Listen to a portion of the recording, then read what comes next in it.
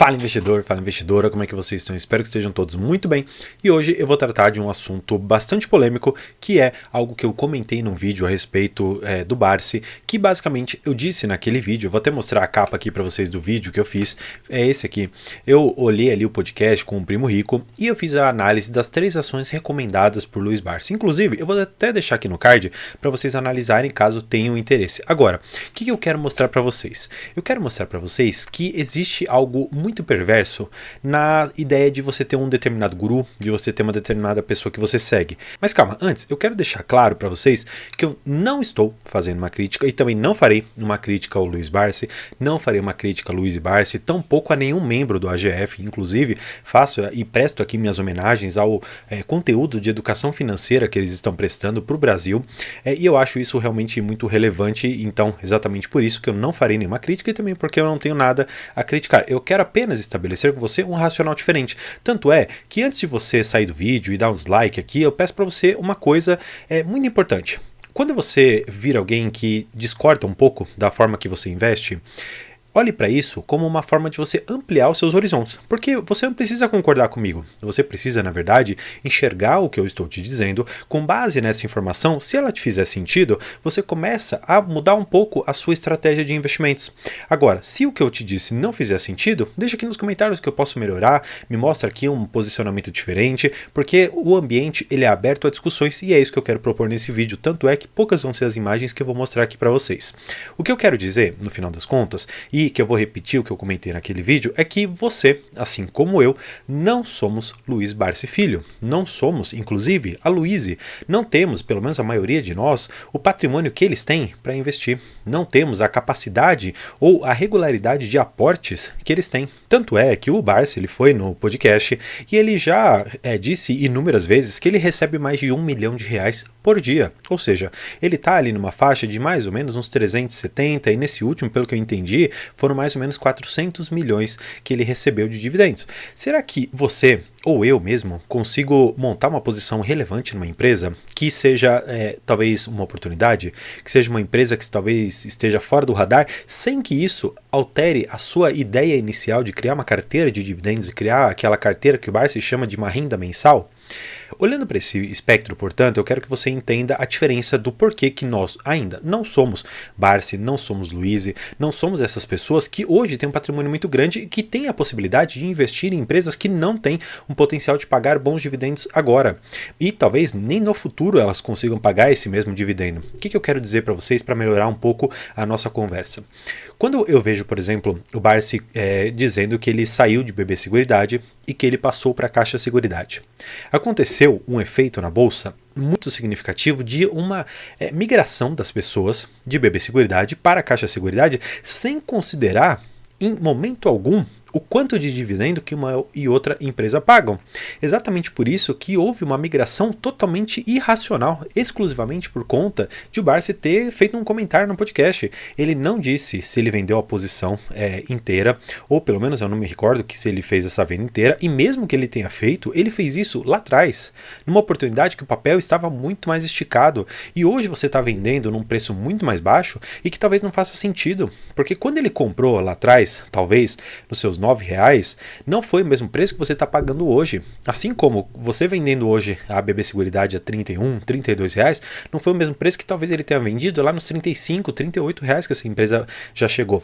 Exatamente por isso que seguir gurus não é algo interessante. E eu quero mostrar algo bastante relevante para vocês. Olhando aqui, você vai poder perceber que esse vídeo dessa entrevista saiu há 7 dias atrás. Eu peguei exatamente esses momentos para eu mostrar algo muito interessante para vocês. Aqui é a cotação da BB Seguridade e ela estava lá no dia 25, ou seja, 7 dias atrás, no momento que eu gravo esse vídeo, e caiu aqui 1,77%. Claro, a liquidez desse papel é muito grande, ela negocia por dia mais ou menos aqui uns R$190 milhões. Mas olha só o que aconteceu com Caixa Seguridade nesse mesmo período. Aconteceu que ela saiu dos seus R$10,39 e partiu aqui para R$10,79, uma valorização no papel de quase 4%. Será que isso é só pelo fundamento da empresa? Bem, Eu, particularmente, não tive ainda acesso aos resultados. Se você teve, enfim, você tem alguma informação muito melhor do que a minha. Só que o que eu quero mostrar para vocês é que existe aqui um efeito dos gurus puxarem um pouco a cotação da empresa e até de uma forma irracional. E aqui eu já fiz um estudo com vocês naquele outro vídeo, mas eu gostaria de fazer aqui de novo com vocês, que esse dividendo de 8% da Caixa Seguridade não é efetivamente aquilo que você vai receber, muito menos aquilo que a empresa pagou no período que a gente considera de 12 meses, considerando de janeiro até dezembro. Olha só que interessante que eu vou mostrar para vocês. A BB Seguridade, ela está com um yield aqui de mais ou menos 9,35. Agora, vamos pegar quanto que ela pagou no ano. Então, eu coloco aqui, vamos fazer essa conta. Ó, 2022, ela pagou 1,96. Vamos fazer a conta de quanto que isso dá. Vai pegar aqui 1,96 dividido pela cotação. Eu vou fazer com números redondos para ficar um pouco mais fácil. 31. Isso dá mais ou menos um dividendo aqui de 6,32. E para 2023, claro, ainda não acabou, então esse dividendo aqui é difícil da gente calcular, até porque existem projeções futuras. Agora, eu quero pegar 2020 como um ano, vamos dizer assim, extraordinário para a empresa. 2,78. Vamos pegar aqui 2,78 dividido pela cotação atual de 31, ou seja, nós temos praticamente aqui 9% de yield para essa empresa. Agora, vamos pegar Caixa Seguridade e a gente vai fazer essa mesma conta com esse valor de R$ 10,80. Vamos lá. Quando você vai aqui nos dividendos, a gente agrupa por ano, mais uma vez. Eu vou pegar 2022 como o melhor ano da empresa. Então, eu vou pegar esses 64 centavos, eu vou até arredondar para 65 centavos, dividido por 10,80. O yield está aqui na casa dos 6%. Será que foi uma boa troca? Porque aqui eu peguei o melhor momento da empresa. Tá bom, André, a empresa é nova em bolsa, então não dá para você me dizer que com um histórico tão pequeno a gente consiga efetivamente dizer se a empresa é ou não boa. Sim, naturalmente você tem razão nesse ponto, em dizer que a empresa não tem um histórico tão longo em bolsa. Agora, eu te pergunto, será que essa não é uma empresa que é já antiga de história? Então, assim, se é uma empresa que ela já está há tanto e quanto tempo no mercado e ela me trouxe esses resultados, por que me faz crer que alguma coisa vá realmente mudar de forma estrutural a empresa e tornar a lucratividade dela muito maior do que é atualmente? Bem, nesse ponto específico, eu quero dizer para vocês que essa troca, a meu ver, ela não fez sentido nenhum. Exatamente pelo fato de que, quando estamos tratando de BB Seguridade e Caixa Seguridade, não só pelas carteiras de seguro serem diferentes, mas também por conta de que cada uma já tem um market share muito específico. E outra, se você não sabe, a Caixa Seguridade ela atua como se fosse uma holding. Basicamente, ela tem debaixo ali do guarda-chuva dela diversas participações em outras empresas relacionadas a seguro e que ela acaba abocanhando uma determinada parte daquele seguro que a empresa faz. Então, exatamente por isso, as empresas que já estão no mercado, elas estão se degladiando para conseguir fazer um ou outro seguro, colocando preços mais baratos e condições mais favoráveis para as pessoas, exatamente por isso, porque já é um mercado saturado. Por isso que eu não enxergo que a Caixa Seguridade ela vá abocanhar um valor muito maior do que ela já tem hoje. E por isso, essa troca, a meu ver, não fez sentido nenhum, a não ser para o Barsi, por conta da filosofia que ele tem, de que o número que você tem de ações é muito mais relevante do que o número que você tem aplicado. Claro, no final das contas, quando a gente olha para questões percentuais, isso não tem muita razão de ser. Agora, quando a gente enxerga uma empresa que vai crescendo ao longo do tempo, aquele valor aplicado não tem mais tanta relação com o quanto que você está recebendo de dividendos percentualmente, tá? Só para deixar isso bastante claro. Outra coisa que eu queria comentar com vocês foi o efeito Luiz.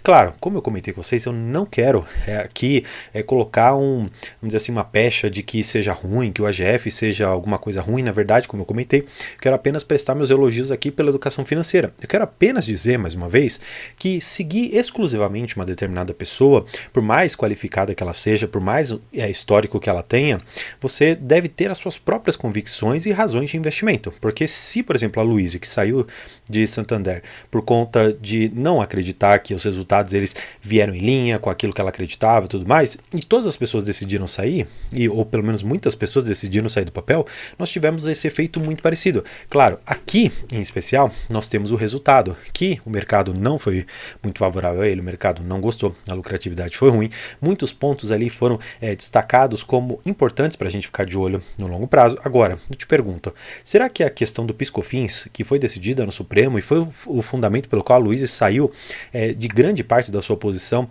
é realmente a razão de você se livrar desse banco? Bem, Indo aqui para a cotação, há 7 dias atrás, ela estava aqui mais ou menos os seus R$ 30, chegou no determinado momento a ser cotada em R$ 28,40, acumulando uma queda de 5,43% e fechou, na data em que eu estou gravando o vídeo, a 4,63% de queda nesse período todo. Agora, o que eu quero te dizer, não siga nunca um guru de investimentos só porque ele tomou uma determinada decisão. Por quê?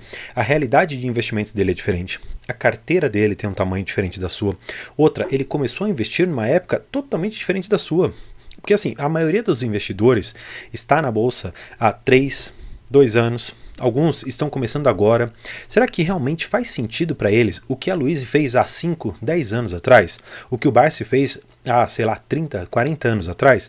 Não faz o mesmo sentido hoje, por mais que eles sustentem uma determinada posição.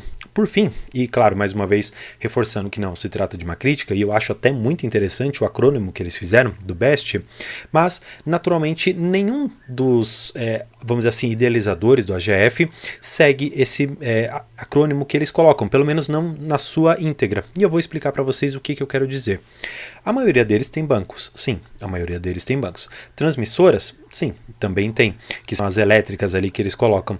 Agora, a questão de seguros. Esse é um ramo que nem todos aqueles que estão no AGF, eu digo pelo menos ali, vamos dizer, da cúpula do AGF, eles não possuem. Então, aqui já nós temos uma, entre aspas, falha no que eles mesmos propagam. Seguindo um pouquinho mais aqui no BEST, eles colocam, vamos lá, a questão do banco, das elétricas, colocam das seguradoras e colocam de saneamento. Eu ouvi uma vez, e aí com a devida vênia eu tenho que discordar disso, dizendo que a Unipar é saneamento. Bem, a Unipar, ela é indústria. Por mais que a soda cáustica e de uma certa maneira o PVC possam servir de alguma maneira para o saneamento, não é por isso que se torna uma ação de saneamento. Afinal de contas, se fosse assim, a Gerdau também seria de saneamento, os Usiminas também seria de saneamento, porque eles produzem ali o metal, a chapa de metal, para fazerem os tubos, por exemplo, para fazerem o forro de alguma coisa. Então não dá para dizer que só porque ele tem um bem industrial que vá servir a um determinado setor, se torna saneamento. Então, aqui eu tenho que discordar, já estamos em bens industriais.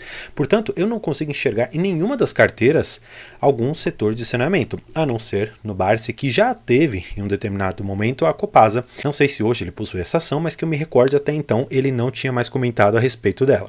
Seguindo um pouco, eles colocam ainda telecomunicações. Por mais que o nosso setor de telecomunicações seja extremamente deficitário e as empresas que nós temos, seja a Vivo, que paga dividendo a cada 1 ano e meio, anuncia e paga só Deus sabe, ou a TIM, que paga um dividendo assim, minúsculo. Temos a Unifique, que também é uma empresa razoável, mas ainda está precisando conquistar mercado, e nós temos a Oi, que, enfim, dispensa comentários quão ruim hoje ela está na Bolsa de Valores em termos, claro, de resultados. Então, olhando para tudo isso, você consegue enxergar que, por mais que eles propaguem uma ótima ideia de começo de investimentos, aquelas empresas que você deve ficar de olho, aqueles setores que você deve ficar de olho, aqueles setores pelos quais você deve iniciar, porque eles são realmente os mais seguros. Só que a carteira que eles propagam não é exatamente aquilo que eles seguem. E exatamente por isso você não pode seguir tudo que eles fazem. Porque se você, como eu comentei, não é o Barsi, não tem 1 milhão por dia ali recebendo, você não pode se dar o luxo de colocar em uma determinada empresa que para eles é uma aposta. Taurus lá atrás foi uma aposta, deu certo. Cielo, em um determinado momento, para o Barsi foi uma aposta que caiu muito, ele acabou recomprando e aumentando a posição em um determinado momento e que depois trouxe um resultado. Agora, eu te pergunto, você comprou Ocean Pact, que é uma empresa que ele tem também? Eu aposto que não. Você comprou outras tantas empresas que o Barsi já teve?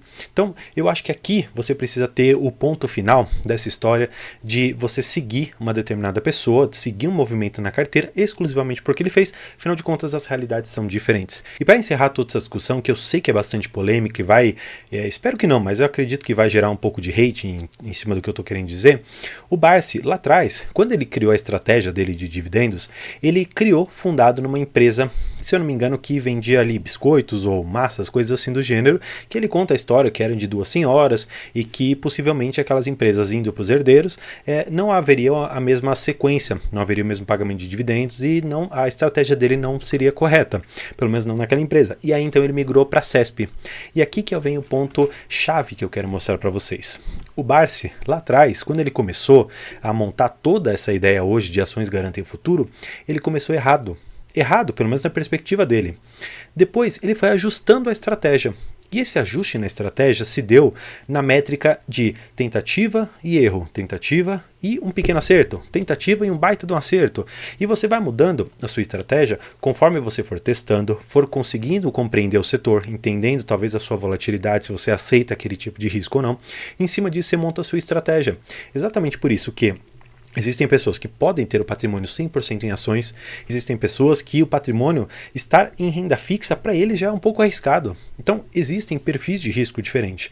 Exatamente por isso que você deve testar aquilo que é mais aderente à sua estratégia e, como eu comento aqui no canal, e é exatamente esse o nome do canal, que é tenha um método de investimento, porque com base nisso você não cairá em armadilhas como essas, você não vai se desfazer das suas ações, algumas vezes até mesmo no prejuízo, só porque aquela pessoa que você segue deixou de tê-las na carteira. Aí eu te pergunto, se o Barsi deu a louca no Barsi e ele vende Banco do Brasil, você sai também?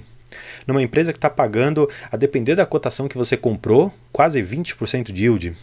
Eu conheço algumas pessoas que compraram Banco do Brasil há um bom tempo atrás, a mais ou menos 25, 23 reais, 28, e hoje estão com a perspectiva de receber quase 5 reais de dividendo. Será que essas pessoas estão tristes? Será que se o Barsi vender, eles vão vender também?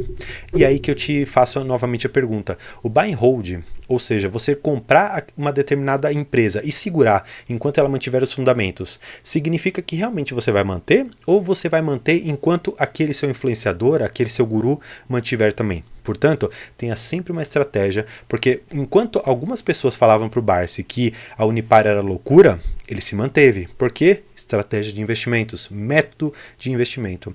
E quando a empresa finalmente deu certo, ele falou, bateu no peito com orgulho, claro, do resultado que ele teve, e disse, olha, eu não dei ouvido para ninguém e hoje eu sou bilionário. Então faça a mesma coisa, não dê ouvido para os gurus, não dê ouvido para outras tantas pessoas, mas também não se feche numa bolha que você não aceite nenhuma crítica, não aceite nenhum movimento diferente na sua carteira. Sempre procure evoluir dentro da Bolsa de Valores, porque há sim muito espaço para as pessoas aprenderem, para as pessoas evoluírem, e aqui eu quero trazer para vocês no canal métodos para você investir e com isso, portanto, alcançar a tão sonhada liberdade financeira. Bem, se você não gostou desse vídeo, mais uma vez eu peço desculpas, não quero ofender ninguém de forma alguma, eu quero apenas trazer um racional. E se você gostou desse racional, não esqueça de se inscrever aqui no canal. Nos comentários também, no primeiro link, tem o grupo no nosso WhatsApp que a gente conversa todo dia sobre investimentos e bolsa de valores. E claro, no final de contas, se você gostou de tudo isso, deixa um joinha. Então, por hoje é isso. Muito obrigado e tchau!